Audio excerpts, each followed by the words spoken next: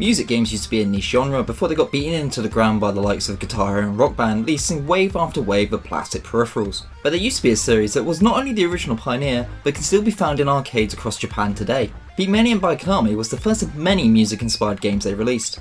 Combining popular songs and remixes with timed button presses, the game established itself from the wealth of fighting, racing and shooting games that populated arcades in the late 90s. For me, Saturday mornings as a teenager meant heading down to my local arcade to meet friends and play Beatmania non-stop. Much like Dance Dance Revolution, the game's noise would eclipse everything else around it, which would also help to draw in people to see what was going on.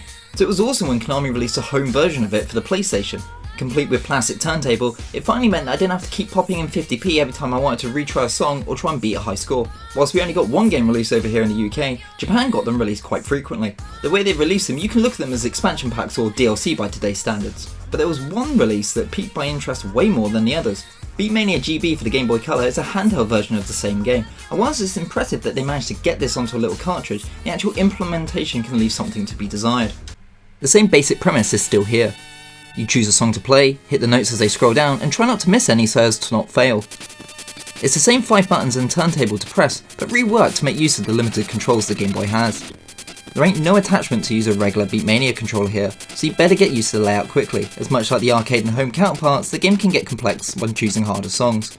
Whilst the earlier songs with their easier patterns and slower tempos are manageable, it quickly dawns on you that trying to unlearn years of muscle memory is going to prove problematic.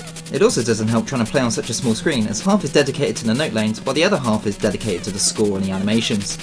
Like most games, you can get used to the change, but I wish you could at least remap the buttons like the PlayStation version so you could have it set up how you would prefer. So the controls can be a bit awkward though learnable, but what about the actual music? The Game Boy is known for having some classic tunes originate on it, like music from the Pokemon games, but trying to replicate tracks on this game to their CD quality audio siblings must have been a hard task. If you've played the original PlayStation release, then you'll recognise most of the songs included. I'll give the developers credits for making them sound similar, as it must have been a difficult challenge to port them over. It's just a shame that they were limited to the hardware available at the time, as some songs don't seem to have translated as well as they could have. One of my favourite songs, whether it was in the arcade, at home or on the handheld, is the Metal Gear Solid remix. Hearing this version come out of the Game Boy's tiny little speakers is charming, but at the same time slightly disappointing. That also goes for a few other songs like the Salamander remix. They don't sound horrible, but to be honest, every time I play it, it just leaves me wanting to play the proper versions on the PlayStation. Visually, it looks just as you expect it to. Notes are clear to read, and the animation and colours are well done, if a little limited, so you can see what they were going for.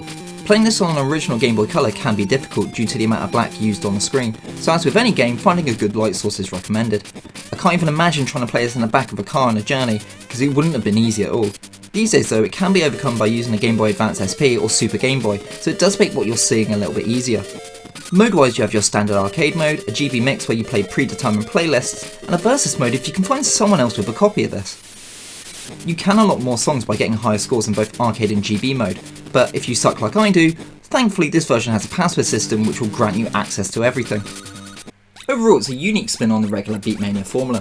If there was an option to remap the controls and maybe added in a few more songs, then I say it's worth checking out. If you're a fan of Beatmania games, then I say it's worth at least having a go at if you can somehow, because trying to translate your game skills from the regular version onto this version can be quite enjoyable. But while it can be fun, trying to actually navigate the controls on the Game Boy can be a bit of a pain.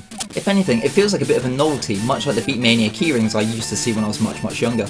If you can find it for cheap, then I'd recommend probably picking it up just for a bit of a laugh, because the price that I paid for this, I probably shouldn't have. So that's just one of the many different versions of Beatmania out there, and one completely different way of playing it than normal. Mainly though, there are tons and tons of home console versions instead. And while going on the internet to find this copy of the game, I came across a completely different version of Beatmania I've never even heard of before, let alone could find barely anything on the internet about. So if you thought playing on a Game Boy Colour could be hard, then you haven't seen nothing until you played this. I've been Tom from VPG Gaming, thanks for watching, I'll catch you next time and have a great gaming day.